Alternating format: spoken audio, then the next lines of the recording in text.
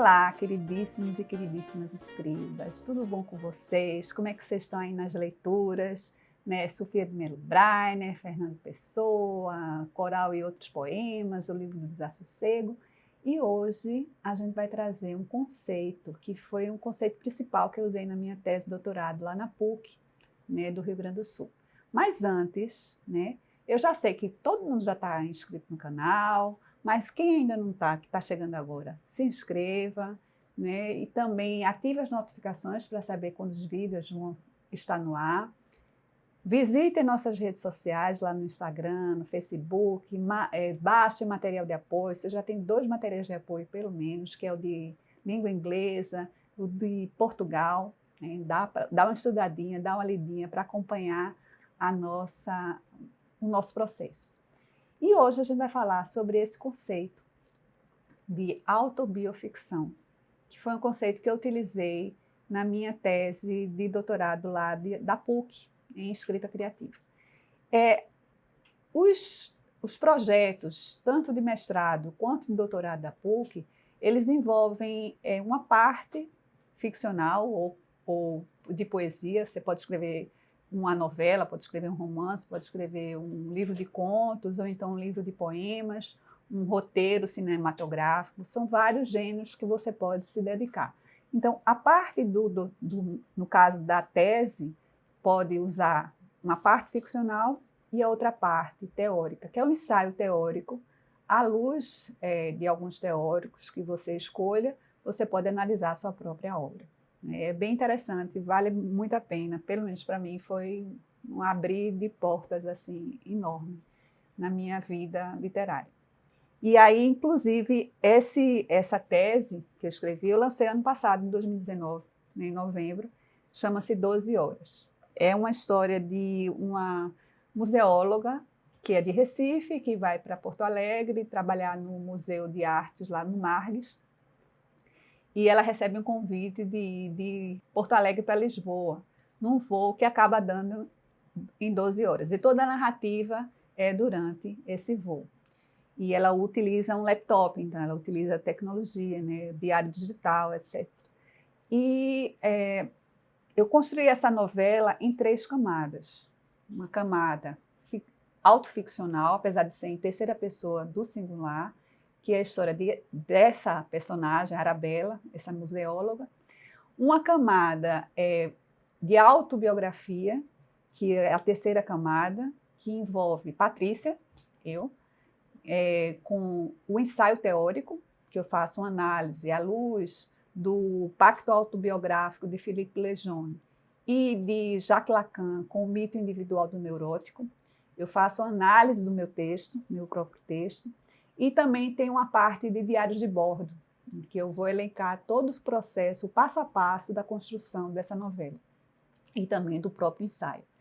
Então, tem essa camada que é autobiográfica, temos a camada autobiográfica com Patrícia, temos a camada autoficcional com Arabella e temos uma camada intermediária, que eu chamo de autobioficção, que é com Manuela, essa personagem que é uma personagem híbrida. Ela tem características de Patrícia, porque ela está fazendo um doutorado em escrita criativa, a gente subentende que é na PUC, e tem características ficcionais, porque ela é uma personagem do meu livro de 2016 chamado A Menina do Olho Verde. Então, eu utilizei elementos da realidade de Patrícia, elementos da ficção, nesse interstício que eu chamo de autobioficção, que traz elementos da realidade, da ficção, transitando nessa camada, e voltando de uma camada para outra. Elas transitam vice-versa, tanto vai para um lado quanto para o outro, esses elementos. E aí eu penso que o livro do Desassossego, que a gente estudou na aula passada, de Fernando Pessoa, eu acredito muito que ele também é uma autobioficção, porque, como eu falei na aula passada, ele utiliza elementos da realidade de Fernando Pessoa, ele recebe esses originais em um restaurante do semi-heterônimo, ou seja, não é heterônimo total, ele é semi-heterônimo, metade realidade, metade ficção, ou a mistura das duas, do Bernardo Soares. E também ele utiliza vamos dizer assim, as técnicas dele, ele coloca as técnicas dele, o pensamento do Fernando Pessoa na própria ficção de Bernardo Soares. Ele utiliza a voz de Bernardo Soares para se expressar. Então, eu penso que tem muito a ver com o conceito de autobioficção, sim. E, para fechar essa parte de Fernando Pessoa e da autobioficção, eu trago um trecho lá do próprio livro do Desassossego, quando ele diz: viver a vida em sonho e falso é sempre viver a vida. Abdicar é agir. Sonhar é confessar a necessidade de viver, substituindo a vida real pela vida irreal. E assim é uma compensação da inalienabilidade do querer viver. Que é tudo isso, enfim, sendo a busca da felicidade. E busca qualquer coisa. O devaneio contínuo, a análise ininterrupta deram-me alguma coisa essencialmente diferente do que a vida me daria? Este livro é um só estado de alma, analisado de todos os lados, percorrido em todas as direções. Então, a gente vai falar um pouquinho de alguns filmes e séries que eu, particularmente, vejo relacionados com Portugal e com a escrita criativa.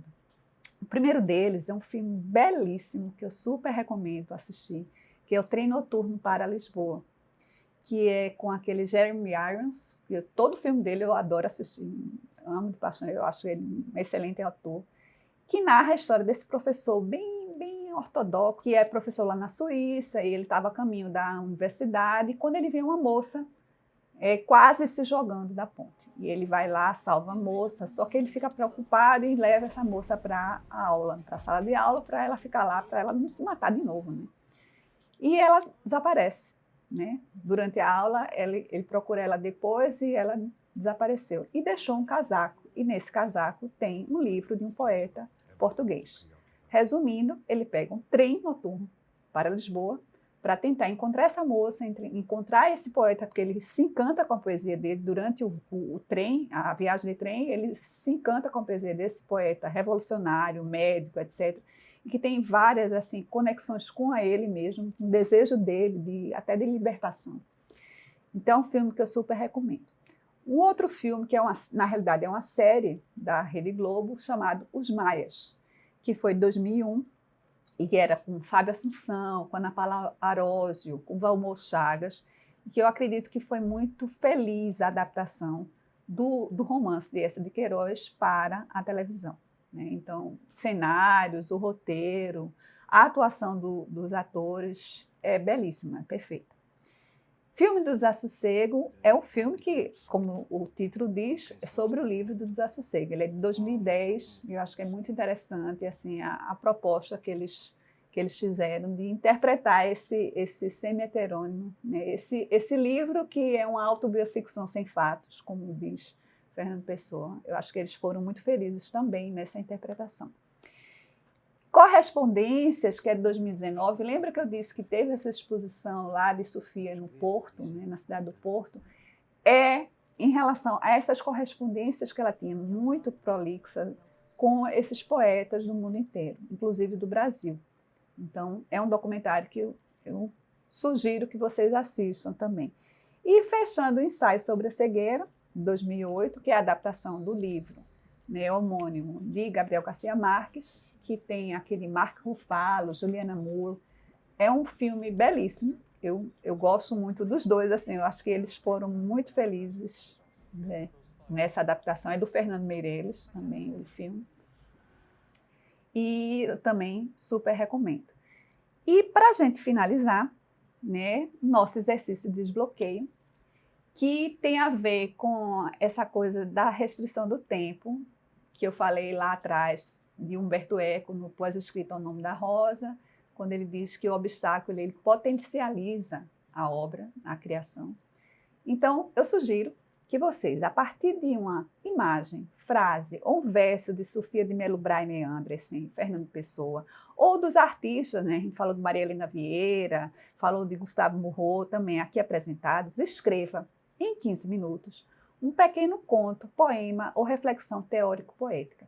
E os 5 primeiros, né, que mandarem para o nosso e-mail, do nosso grupo, nosso site, mandarem os 5 primeiros textos, terão o meu retorno.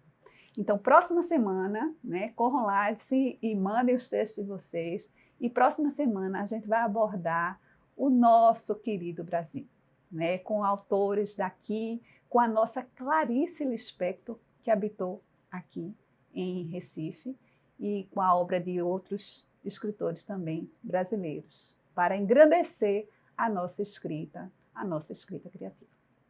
Até lá!